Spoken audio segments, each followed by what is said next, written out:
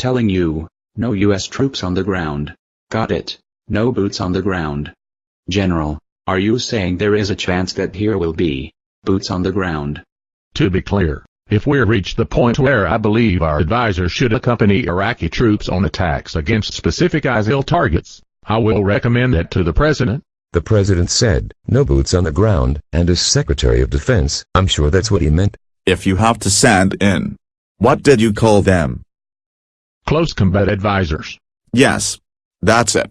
Close combat advisors. Does that mean they are armed? And they fight? Of course they are armed.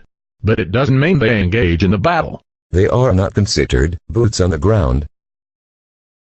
If one of our pilots gets shot down, are you prepared to rescue him or her? Yes? What kind of question is that?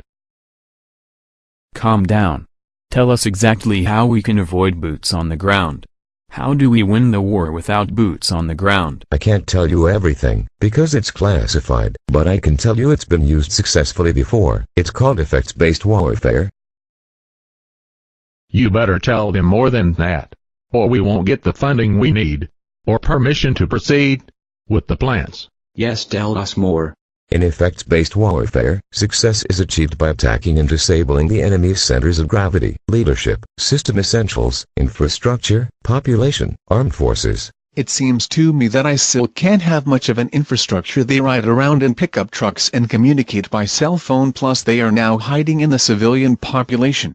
Senator, when you have more than one person, you have a system, leadership, supply lines, places to store things, armed forces, possibly help from the local population. So boys, this effects-based whatever seems pretty straightforward to me. Why do we need to worry about boots on the ground? Just bomb away. Because in war, things don't always go the way you want. Sometimes advisors have to fight, and you need to be ready for boots on the ground. The general is right, but the boots on the ground will be Iraqi. That's why we are training and advising them. In my opinion, the Iraqi troops are not ready for boots on the ground. They need training to fight the fight that's required to push the Islamic State militants back into Syria. So, what needs to be done? Sectarianism is a major problem for the Iraqi security forces. The Iraqi government must convince the Kurds and the Sunnis that they are equals partners in Iraq's future.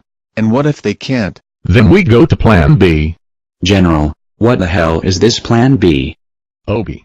Plan B means troops on the ground. Jones, what is it? Rouhani is on the phone. Rouhani, what is it? I want you to know, your coalition is ridiculous. Rouhani, not now. Before I hang up, are Americans afraid of giving casualties on the ground in Iraq? Are they afraid of their soldiers being killed in the fight they claim is against terrorism? Rouhani, I said, no US boots on the ground. And I mean it, no US boots on the ground. How about some Iranian boots on the ground?